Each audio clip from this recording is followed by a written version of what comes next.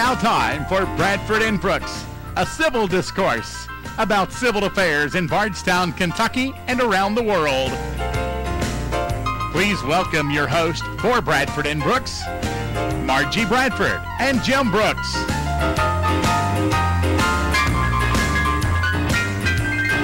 Now, get ready to enjoy a community forum to encourage citizen participation in the political process by the thoughtful discussion of political and civil issues.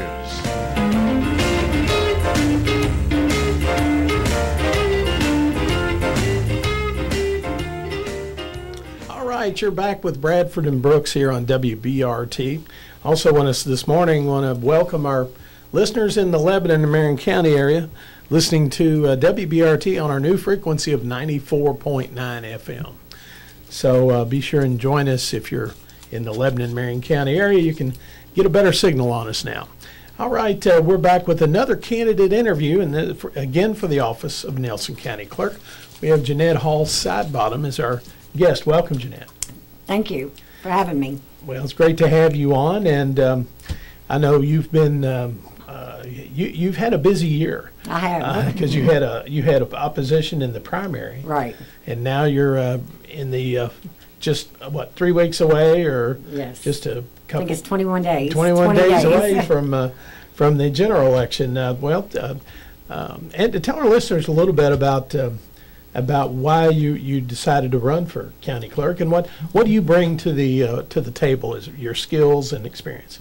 Okay, the reason I decided to run for county clerk is I loved that job when I worked there. Mm-hmm. I had worked 12 years on the front line with the people of Nelson County on a daily basis.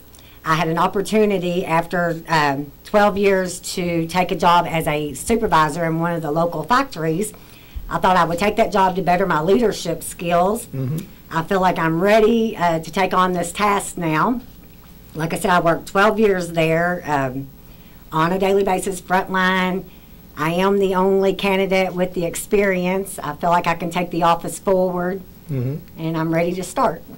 What do you think, from talking to people in the community as you've been going about campaigning, what do you think, and what do you think the public thinks is the major issue in this race? Well, I do hear a lot of people talk about the schedule at the clerk's office. Mm-hmm. Customer service, which, I've ran before, and I have ran on customer service, and it will be my number one priority once I take office in January. Another thing is the hours, the schedule of the office. I know my opponent is saying he can go in and open, every Saturday. I would have to look at that. I mean, I do agree with Saturday hours for mm-hmm. sure. It makes a difference when you're coming in on your lunch break and you only got 30 minutes and you're waiting in line. But I don't feel that Elaine Filiatri would have closed that office just on her own without looking into the research. So I would have to do some research into seeing why Nelson County can't, do that. I'm all for doing it, mm-hmm. but there has to be a reason why the former clerk, closed. And I will do that research once mm-hmm. I get in, and I'm not going to be the clerk that's going to tell you what you want to hear, and then I get in office and I can't do it. Right. That I'm not going to be like that. I'm going to tell you right up front how I'm going to work. Mm-hmm. What would you do differently right now in the way the county clerk's office is run, and what you've observed and from your experience in the past? Are there some things that you do differently than are being done now? It's not. I'm not going to make a list of changes because I know I can't make those changes. This is a government office. There's a lot of mandates and there's a mm-hmm. lot of restrictions on how this office performs. Mm-hmm. I will stick to the customer service part. I worked that front line for 12 years. You do have to deal with a lot of people. You have happy people, you have cranky people, and it's all in the way that you deal with them back. Right. If you have to be that special person to work that front line with customers coming in. So no, I'm not going to make a whole lot of changes, but the changes I will be making will be noticeable. I would like the layout of the office to be a little bit more open mm-hmm. for when you do walk in and you don't see somebody at the windows and you're seeing a line, you're going to know why you're waiting in line. Those clerks are busy. They're going to be mm-hmm. doing this. They're going to be they're going to be showing you that they are doing something, to where you're sitting in this line and you don't see them doing anything, and you're thinking, the worst, and it's not like that. Well, I think there's a good crew. The people that work in the clerk's office are all competent and hard workers, and because the clerk's office really encompasses 4 or 5 different important responsibilities. Yes. In addition to, most of us go in and it's about, car title, transfers and registration, but there's also deeds and mortgages that are recorded there. License, voter registration. Voter registration, wills, aren't they recorded there too? They are. It's a huge office. Yeah, Probate. Right. So there's a lot goes on in that office that people may or may not be aware of. Right. Of course, real estate professionals know the importance of the clerk's office, Right. and also just keeping the minutes and ordinances from Nelson Fiscal Court. Yes, right. And I do agree with you. There is some awesome clerks, deputy clerks that work there. I counted up the experience. Their years versus with my years, and it's over 100 years experience. So the clerks that are already employed there, with my leadership skills, I feel like we can move this office forward. Now, do you anticipate adding to the staff? Do you think they're short-staffed, or is that something you'll have to evaluate once you're there? I don't think they're still short-staffed. I just think it's in the way you coach someone. You have to have a layout. You have to have this. And, of course, I've got the 12 years experience, and I will be jumping in and helping. I know, the motor vehicle part, I know. I can help on a daily basis. And I know March is our busy area.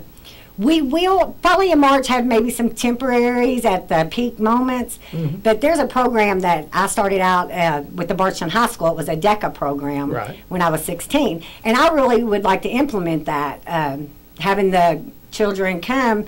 That'd be a great job to start out. Sure. It would be, a government job. They'd see how it runs. But, Mr. Denny Lewis, I think, started at Barstown, and it's a very great program, and I would like to implement that. I think, I will tell you now that I think both school systems are very interested in getting their high school students out in the workforce to see what the real world is like. Yes, they are. Whether they're heading on to college or looking for a career path. I think that any real world experience, because for a lot of us who didn't really, who didn't have a job during high school, I mowed yards, but I really didn't join the public workforce till after high school, and it was a little bit of a shock because I hadn't been introduced to it, and you don't, a lot of the things you need to learn aren't necessarily taught in school, or they weren't then. They probably and that are program it's great. I think you do have to be 16, but you could go to the restaurants, you could go to Walmart, you could do the government offices. I think it's just what you're interested in. There's choices out there. I think it's a great program to implement. What would you talked about gaining management skills in your last job. What would you say that your management style is? How would you characterize that?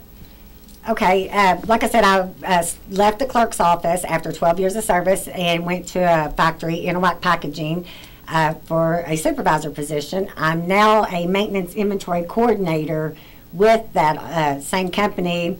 I do cost savings, I do a budget, I do inventory. I think a manager, like I said before, you have to be a coach first before you can be a manager. A manager is just a word. You have to be the coach. You have to be a team player. And I'm ready. I'm ready to implement that. I think you had indicated in your previous answer about the fact that you would be, you could do the same task as the people who work there and help them. Yes, go ahead and I'm ready to start on those Yes. things. Yeah. So a participatory manager. Right. Well, Jeanette, I know that you worked the front line there with the motor vehicle end of the business. Do you plan on, diving in to learn the other? Because there's 4 or 5 different total. It is, It's yes. almost separate businesses almost when you've got the elections and all the other aspects of the office, where and of course thankfully you've got clerks who who are well versed in all of those. But Yes, you're exactly is it right. important for you to learn all those aspects as well? It is, and my plan is once I win November the 6th, I would love to shadow with Elaine. I know my opponent was saying he shadowed with the other counties. Right. The other counties are not Nelson County. I want to learn how Nelson County works. Right. I want to be there for the people of Nelson County. Right. And Elaine is just a phone call away, I hope. Elaine has a lot of knowledge Yes. that would be very, very useful to me in my journey as a clerk. I know Phyllis Mattingly was useful to Elaine, I'm sure, when she, just the availability of having her, down the road, hey, Phyllis, or hey, Elaine, or even the clerks in the office, the deputy clerks. Sure. There's a lot of knowledge there. Like I said, over 100 years experience between the motor vehicle, the voter registration, and the downstairs deed room. Right. It's, right. yes, great group of deputy clerks working there. Absolutely. You have another question? I would just another one about what particular special knowledge or skill other than the management style that you learned in your present job, but what particular trait or experience that you have would qualify you for the office? I think doing your research on something, and like you're going to come up with a problem, don't just answer that problem without doing research. Don't tell somebody what they want to hear when you can't fall through with that. Right. I'm going to be the kind of clerk that will do my research before jumping into something, because mistakes can be made. And then with a government office, you make a mistake and it could be really costly.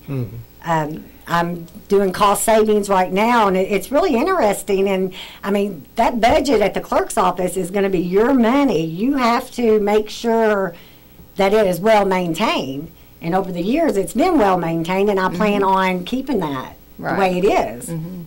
Now, Jeanette, I know that it's been several years since you worked in the clerk's office, and I know that, there's been some changes. Now they, the way they print, the vehicle registrations with the decal on the sheet, and the technology has changed. It has, yes. But do you think, but basically it all boils down to customer service. It does. And I think that, you're still remembered, of course, I think, because of your customer service when you were deputy clerk. Yes, I hear that a lot. And it's very encouraging, very much encouraging. And I think that's what, what you put into customer service as a deputy clerk really affects the overall experience, even if things aren't going well, even if there's an issue with a registration or a transfer.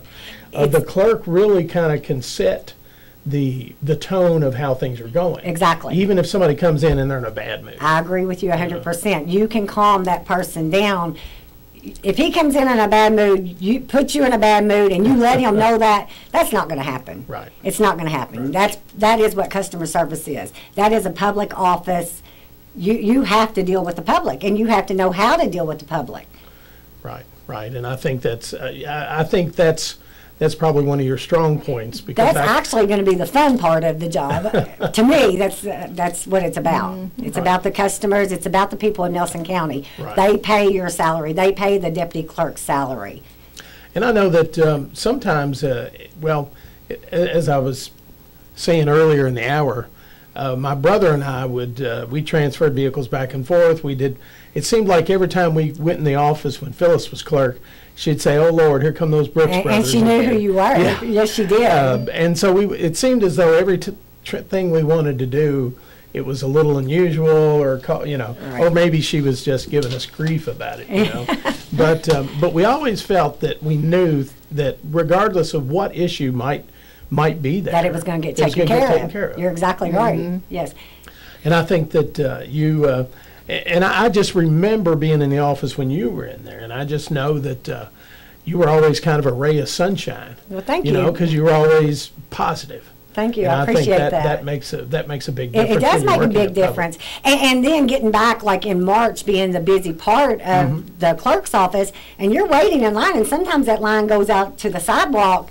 Having that person there with a good attitude or with a good, nice word, to saying to say to someone really makes a difference. And it's going to be like that. Yeah. It is going to be like that. Well, our last question usually is, why should the voters of Nelson County choose you for county clerk over your opponent? Okay. I think they should choose me because I am experienced. I've got 12 years. I know how that clerk's office works. I don't know every aspect of the clerk's office, but I will learn it. I'm a lifelong resident of Nelson County, and I know the people of Nelson County. Actually, there was one fellow who's no longer with us. He encouraged me 8 of my 12 years there to run for clerk. Which just tickled me to death. I miss him a whole lot. I feel like he's still at least doing the supporting me. But I feel like I could do this. I need to take this job because I am the right person for the job. All righty. Well, we've got a couple of minutes left. Anything else you want to leave with our listeners? Because they will be making the decision on Tuesday, November 6th. Right. I just want to let Nelson County know that I know the importance of this position. I know the importance of a well-maintained budget, and I will make sure the resources are used properly. I understand the smallest request is important to whoever's making that request. And like I said, the clerk's office does have some strong deputy clerks right now, and our service will reflect value and integrity. I just want to stress that I am the only candidate with the experience for this clerk's office, and it would be a pleasure to serve as the Nelson County clerk. And I'd like to take this time to ask Nelson County to please vote for Jeanette Hall Sidebottom on November the 6th. Well, and you have a debate tonight on Yes, PLG. sir. We do. It's 6 o'clock. Well, best of luck this evening as well. Thank you. And I've always made it a point to when my wife and I got married. The one thing we forgot, we got married the Friday after Thanksgiving, and it was Thanksgiving afternoon. And my wife asked me, "You did get the marriage license, didn't you?" And I'm like, "No." So on Thanksgiving evening, we had to go over to Phyllis's house, Wow. interrupt her Thanksgiving dinner, and she was happy to do it. I bet she didn't mind one bit She at all. didn't mind one No. bit, but we felt about this tall. She probably made it to the clerk's office before you did. And she took care of it. But, That's a great story. But so anyway, I've always told my kids, make sure you've got that marriage license. Don't put it off, and because I'm not sure every clerk in every county Yeah, I would don't be think happy so. to Right. do that the way that worked out. So. Right. That's a great story. Well, good luck this evening, and Thank we'll you. see how things turn out And November thank you, 6th. Jim and Margie, for having me today. I really appreciate it. All right. Well, Margie, you and I will be back on Friday. Yes, correct? we will. Yes, we will. We will be back on Friday, and which on Friday it will be Mayor Dick Heaton, who's running for re-election, and James Beery, who's running for jailer. All right, that'll do it. We'll see you this Friday Bardstown on and Bradford and Brooks. W246 AT Bardstown, 1320 AM and 97.1 FM, your #1 radio station.